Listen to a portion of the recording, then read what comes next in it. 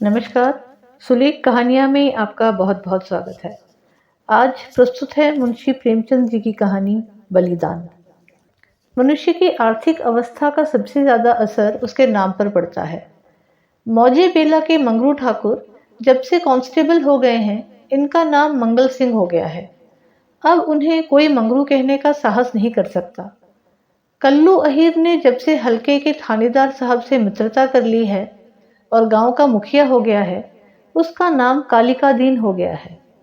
अब उसे कल्लू कहें तो आंखें लाल पीली करता है। इसी प्रकार हरखू चंद्र कुर्मी अब हरखू हो गया है। आज से 20 साल पहले उसके यहाँ शक्कर बनती थी, कई हल्की खेती होती थी और कारोबार खूब फैला हुआ था। लेकिन विदेशी शक्कर की आमदनी ने उसे मटिया मेट कर दिया। धीरे धीरे कारखाना टूट गया, जमीन टूट गई, ग्राहक टूट गए और वो भी टूट गया। 70 वर्ष का बूढ़ा जो तकिएदार माचे पर बैठा हुआ नारियल पिया करता, अब सर पर टोकरी लिए खाद फेंकने जाता है। परंतु उसके मुख पर अब भी एक प्रकार की गंभीरता, बातचीत में अब भी एक प्रकार की अकड़, चाल ढाल में अब भी एक प्रकार का स्वाभिमान भरा हुआ है। इस पर काल की गति का प्रभाव नहीं पड़ता। रस्सी जल गई पर बल नहीं टूटा। भले दिन मनुष्य के चरित्र पर सदैव के लिए अपना चिन्ह छोड़ जाते हैं।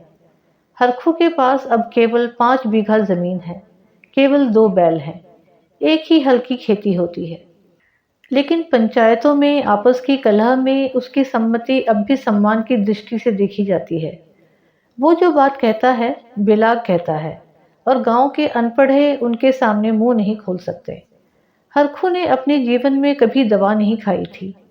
वो बीमार जरूर पड़ता, कुंवर मास में मलेरिया से कभी ना बचता था, लेकिन 10-5 दिन में वो बिना दवा खाए ही चंगा हो जाता था। इस वर्ष कार्तिक में बीमार पड़ा और ये समझकर कि अच्छा तो हो ही जाऊंगा, उसने कुछ परवाह ना की। परंतु अब की ज्वर मौत का परवाना लेकर चला था।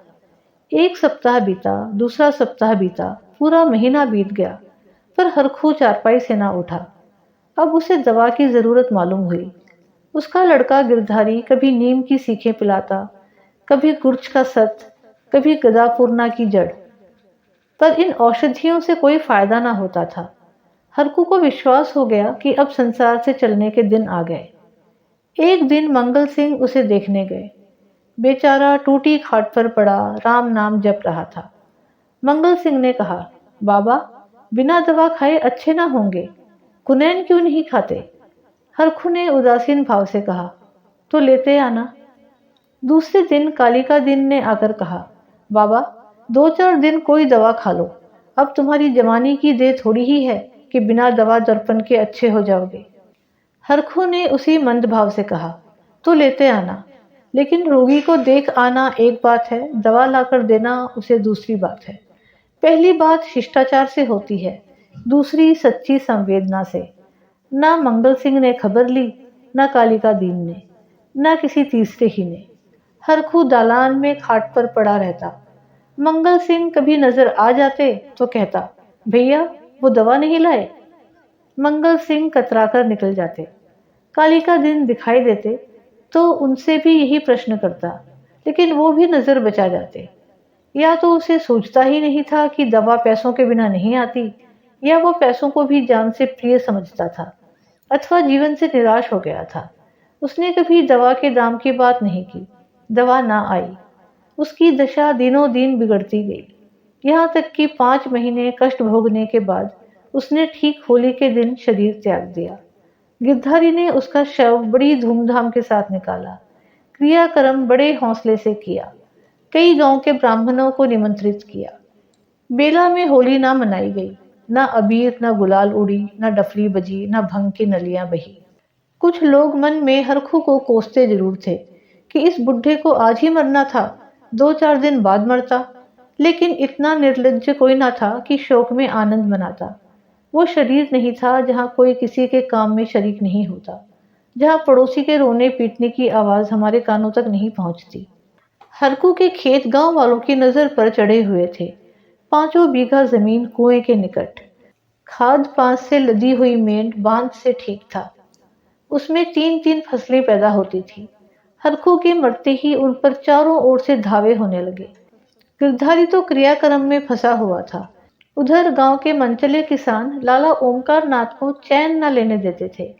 नजराने की बड़ी बड़ी रकमें पेश हो रही थी।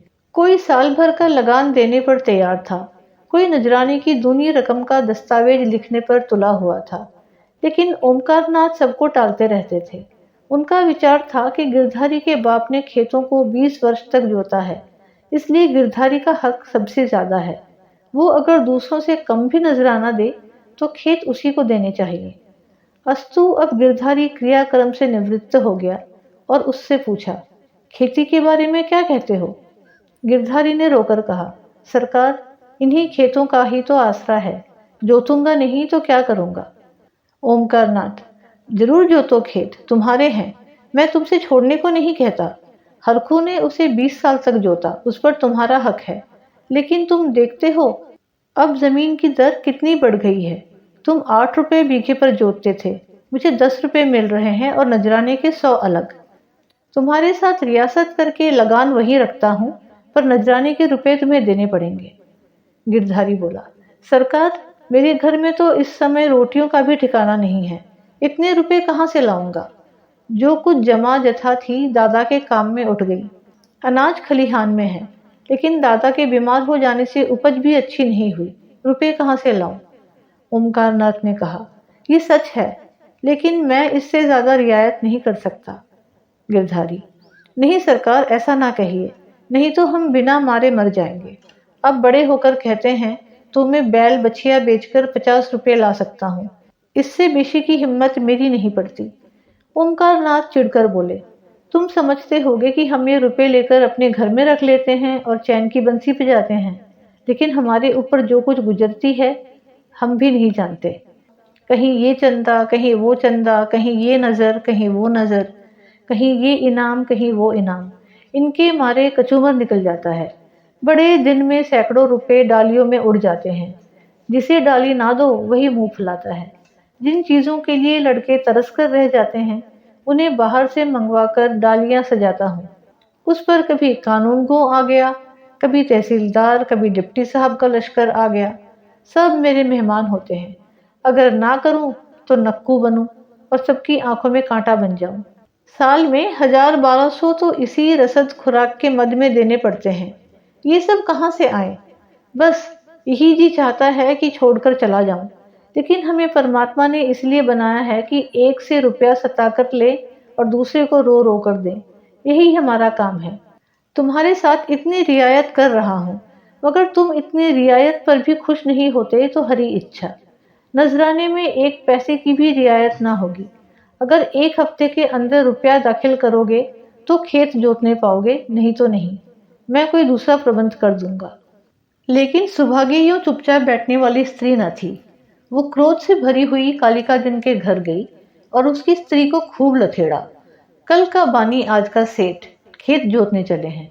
देखे कौन मेरे खेत में हल ले जाता है। अपना और उसका लोहू एक कर दूं। पड़ोसन ने उसका पक्ष लिया तो क्या गरीबों को कुचलते फिरेंगे? सुभागी ने समझा मैंने मैदान मार लिया। उसका चित्त बहुत शांत हो गया। किंतु वही वायु जो पानी में लहरें पैदा करती है, वृक्षों को जड़ से उखाड़ डालती है। सुभागी तो पड़ोसियों की पंचायत में अपने दुखड़े रोती और कालिका दीन के स्त्री से छेड़छाड़ लड़ती। इधर गिरधारी अपने द्वार पर बैठा हुआ सोचता, अब मेरा क्या हाल होगा? अब ये जीवन कैसे कटेगा? ये लड़के किसके द्वार पर जाएंगे? मजदूरी का विचार करते ही उसका हृदय व्याकुल हो जाता।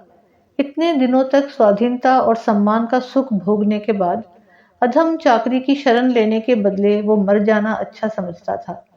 वो अब तक गृहस्थ था। उसकी गणना गांव के भले आदमियों में थी। उसे गांव के मामले में बोलने का अधिकार था। उसके घर में धन ना था, पर मान था। नाई, कुम्हार, पुरोहित, भाट, चौकीदार, ये सब उसका मुंह ताकते थे। अब ये मर्यादा कहाँ? अब कौन उसकी बात पूछेगा? कौन उसके द्वार आएगा? अब उसे किसी के बराबर बैठने का, किसी के बीच में बोलने का हक नहीं रहा। अब उसे पेट के लिए दूसरों की गुलामी करनी पड़ेगी। अब पहर रात रहे, कौन बैलों को नाद में लगाएगा? वो दिन अब कहाँ, जब गीत गाकर हल चलाता था। चोटी का पसीना एड़ी तक आता था, पर जरा भी थकावट न आती थी। अपने लहलहाते हुए खेत को देखकर फूल आना समाता था। खलिहान में अनाज का ढेर सामने रखे हुए अपने को राजा समझता था। अब अनाज को टोकरे भर भर कर कौन लाएगा? अब खेती कहाँ, बुखार कहाँ? यही सोचते सोचते गिरधारी की आंखों से आंसू की झड़ी लग जाती थी। गांव के दो चार सज्जन जो कालिका दिन से जलते थे, कभी कभी गिरधारी को तसल्ली देने आया करते थे, पर वो उनसे भी खुलकर ना बोलता। उसे मालूम होता था कि सबकी नजरों में गिर गया हूँ। अगर कोई समझाता था कि तुमने क्रियाक्रम में व्यर्थ इतने रुपए उड़ा दिए, तो उसे बहुत दुख होता। वो अपने उस काम पर जरा भी ना पछताता। मेरे भाग्य में जो कुछ लिखा है वो होगा, पर दादा के ऋण से तो उत्तीर्ण हो जाऊं। उन्होंने अपनी जिंदगी में चार को खिलाकर खाया, क्या मरने के पीछे उन्हें पिंड पानी को दरसाता? इस प्रकार 3 मास बीत गए और आषाढ़ आ पहुंचा। आकाश में घटाएं आई, पानी गिरा। किसान हल जुए ठीक करने लगे, बढ़ई हलों की मरम्मत करने लगा। गिरधारी पागल की तरह कभी घर के भीतर जाता, कभी बाहर जाता। अपने हलों को निकाल देखता, इसकी मुठिया टूट गई है, इसकी फाल ढीली हो गई है, जुए में सेला नहीं है। देखते देखते वो एक क्षण अपने को भूल गया। दौड़ा हुआ बढ़ई के यहाँ गया और बोला, रज्जू, मेरे हाल भी बिगड़े हुए हैं, चलो बना दो। रज्जू ने उसकी ओर करुण भाव से देखा और अपना काम करने लगा। गिरधारी को होश आ गया, नींद से चौंक पड़ा। ग्लानि से उसका सर झुक गया, आंखें भर आई। चुपचाप घर चला आया। गांव में चारों ओर हलचल मची हुई थी। कोई सन के बीज खोजता फिरता था, कोई जमींदार के चौपाल के धान के बीज लिए आता था। कहीं सलाह होती किस खेत में क्या बोना चाहिए। गिरधारी ये बातें सुनता और जलहीन मछली की तरह तड़पता था। एक दिन संध्या समय गिरधारी खड़ा अपने बैलों को खुजला रहा था कि मंगल सिंह आए और इधर उधर की बातें करके बोले, गोई को बांधकर कब तक खिलाओगे? निकाल क्यों नहीं देते? गिरधारी ने मलिन भाव से कहा, हाँ, कोई ग्राहक आए तो निकाल दूं। मंगल सिंह बोला, एक ग्राहक तो हम ही हैं, हम ही को दे दो। गिरधारी अभी कुछ उत्तर न देने पाया था कि तुलसी बनिया आया और गरज कर बोला, गिरधारी, तुम्हें रुपए देने हैं कि नहीं? वैसा कहो, 3 महीने से हील हवाला करते चले आते हो। अब कौन खेती करते हो कि तुम्हारी फसल को अगारे बैठे रहें? गिरधारी ने दीनता से कहा, सा, जैसे इतने दिनों माने हो, आज और मान जाओ। कल तुम्हारी एक एक कौड़ी चुका दूंगा। मंगल और तुलसी ने इशारों से बातें की और तुलसी भुनभुनाता हुआ चला गया। तब गिरधारी मंगल सिंह से बोला, तुम इन्हें ले लो तो घर के घर में ही रह जाऊं, कभी कभी आंख से देख तो लिया करूंगा। मंगल सिंह, मुझे अभी तो ऐसा कोई काम नहीं, लेकिन घर पर सलाह करूंगा। गिरधारी, मुझे तुलसी के रुपए देने हैं, नहीं तो खिलाने को तो भूसा है। मंगल सिंह, ये बड़ा बदमाश है, कहीं नालिश ना कर दे। सरल हृदय गिरधारी धमकी में आ गया। कार्यकुशल मंगल सिंह को सस्ता सौदा करने का अच्छा सुअवसर मिला। 80 रुपए की जोड़ी 60 रुपए में ठीक कर ली। गिरधारी ने अब तक बैलों को न जाने किस आशा से बांधकर खिलाया था। आज आशा का वो कल्पित सूत्र भी टूट गया। मंगल सिंह गिरधारी की खाट पर बैठे रुपए गिन रहे थे और गिरधारी बैलों के पास विषादमय नेत्रों से उनके मुंह की ओर ताक रहा था। आह, ये मेरे खेतों के कमाने वाले, मेरे जीवन के आधार, मेरे अन्नदाता, मेरी मान मर्यादा की रक्षा करने वाले, जिनके लिए पहर रात से उठकर छांटी काटता था, जिनके खलीदाने की चिंता अपने खाने से ज्यादा रहती थी, जिनके लिए सारा दिन भर हरियाली उखाड़ा करता था। ये मेरी आशा की 2 आंखें, मेरे इरादे के 2 तारे, मेरे अच्छे दिनों के 2 चिन्ह, मेरे 2 हाथ अब मुझसे विदा हो रहे हैं। जब मंगल सिंह ने रुपए गिनकर रख दिए और बैलों को ले चले, तब गिरधारी उनके कंधों पर सिर रखकर खूब फूट फूट कर रोया, जैसे कन्या मायके से विदा होते समय माँ बाप के पैरों को नहीं छोड़ती। उसी तरह गिरधारी इन बैलों को ना छोड़ता था। सुभागी भी दलान में पड़ी रो रही थी और छोटा लड़का मंगल सिंह को एक बांस की छड़ी से मार रहा था। रात को गिरधारी ने कुछ नहीं खाया, चारपाई पर पड़ा रहा। प्रातःकाल सुभागी चिलम भरकर ले गई तो वो चारपाई पर ना था। उसने समझा कहीं गए होंगे, लेकिन जब 2-3 घड़ी दिन चढ़ आया और वो ना लौटा, तो उसने रोना धोना शुरू किया। गांव के लोग जमा हो गए। चारों ओर खोज होने लगी, पर गिरधारी का पता न चला। गिरधारी उदास और निराश होकर घर आया। 100 रुपए का प्रबंध करना उसके काबू के बाहर था। सोचने लगा, अगर दोनों बैल बेच दूं तो खेत ही लेकर क्या करूंगा। घर बेचूं तो यहाँ लेने वाला ही कौन है। और फिर बाप दादों का नाम डूबता है। 4-5 पेड़ हैं, लेकिन उन्हें बेचकर 25 रुपए या 30 रुपए से अधिक ना मिलेंगे। उधार लूं तो देता कौन है। अभी बनिए के 50 रुपए सर पर चढ़े हैं। वो एक पैसा भी ना देगा। घर में गहने भी तो नहीं है, नहीं उन्हीं को बेचता। ले देकर एक हंसली बनवाई थी, वो भी बनिए के घर पड़ी हुई है। साल भर हो गया, छुड़वाने की नौबत न आई। गिरधारी और उसकी स्त्री सुभागी दोनों ही इसी चिंता में पड़े रहते, लेकिन कोई उपाय न सूझता था। गिरधारी को खाना पीना अच्छा न लगता, रात को नींद न आती। खेतों के निकलने का ध्यान आते ही उसके हृदय में हुक सी उठने लगती। हाय, वो जमीन जिसे हमने वर्षों जोता, जिसे खाद से पाटा, जिसमें मेढ़े रखी, जिसमें मेढ़े बनाई, उसका मजा अब दूसरा उठाएगा। वे खेत गिरधारी के जीवन का अंश हो गए थे। उनकी एक एक उंगल भूमि उसके रक्त में रंगी हुई थी। उसके एक एक परमाणु उसके पसीने से तर हो रहा था। उसके नाम उसकी जिह्वा पर उसी तरह आते थे, जिस तरह अपने तीनों बच्चों के। कोई 2400 था, कोई 2200 था, कोई नालबेला, कोई तलैये वाला। इन नामों के स्मरण होते ही खेतों का चित्र उसकी आंखों के सामने खिंच जाता था। वो इन खेतों की चर्चा इस तरह करता, मानो वे सजीव हैं, मानो उसके भले बुरे के साथी हैं। उसके जीवन की सारी आशाएं, सारी इच्छाएं, सारे मंसूबे, सारी मिठाइयाँ, सारे हवाई किले इन्हीं खेतों पर अवलंबित थे। इनके बिना वो जीवन की कल्पना ही नहीं कर सकता था। और वे ही अब हाथ से निकले जाते थे। वो घबराकर घर से निकल जाता और घंटों खेत की मेड़ों पर बैठा हुआ रोता, मानो उनसे विदा हो रहा हो। इस तरह एक सप्ताह बीत गया और गिरधारी रुपए का कोई बंदोबस्त ना कर सका। 8वें दिन उसे मालूम हुआ कि कालिका दिन ने 100 रुपए नजराने देकर 10 रुपए बीघे पर खेत ले लिए। गिरधारी ने एक ठंडी सांस ली। एक क्षण के बाद वो अपने दादा का नाम लेकर बिलक बिलक कर रोने लगा। उस दिन घर में चूल्हा नहीं जला। ऐसा मालूम होता था मनो हरखू आज ही मरा है। संध्या हो गई थी, अंधेरा छा रहा था। सुभागी ने दिया जलाकर गिरधारी के सिरहाने रख दिया था और बैठी द्वार की ओर ताक रही थी कि सहसा उसे पैरों की आहट मालूम हुई। सुभागी का हृदय धड़क उठा। वह दौड़कर बाहर आई, इधर उधर ताकने लगी। उसने देखा कि गिरधारी बैलों के नाम के पास सर झुकाए खड़ा है।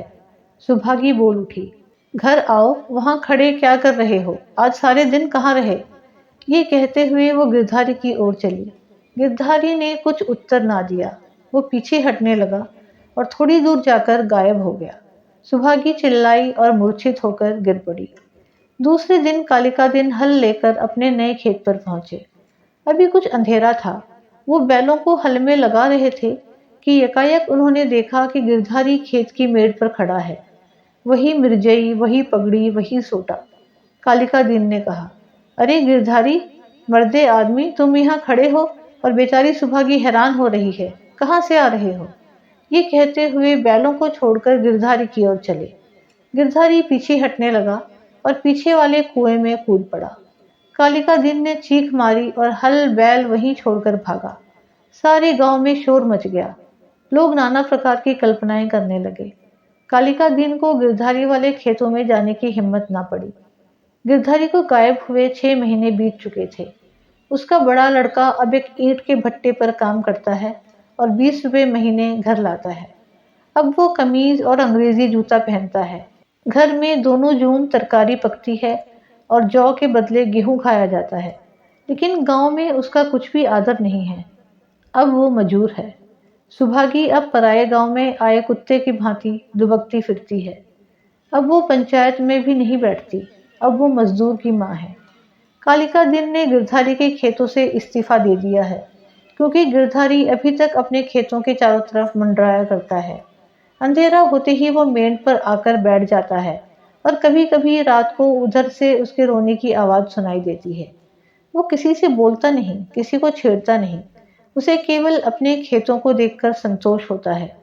दिया जलने के बाद उधर का रास्ता बंद हो जाता है। लाला ओमकारनाथ बहुत चाहते हैं कि ये खेत उठ जाएं, लेकिन गांव के लोग उन खेतों का नाम लेते डरते हैं। उम्मीद है आपको ये कहानी पसंद आई हो तो वीडियो को लाइक और शेयर अवश्य करें और ऐसी ही कहानियां सुनने के लिए चैनल को सब्सक्राइब करना बिल्कुल ना भूलें। धन्यवाद।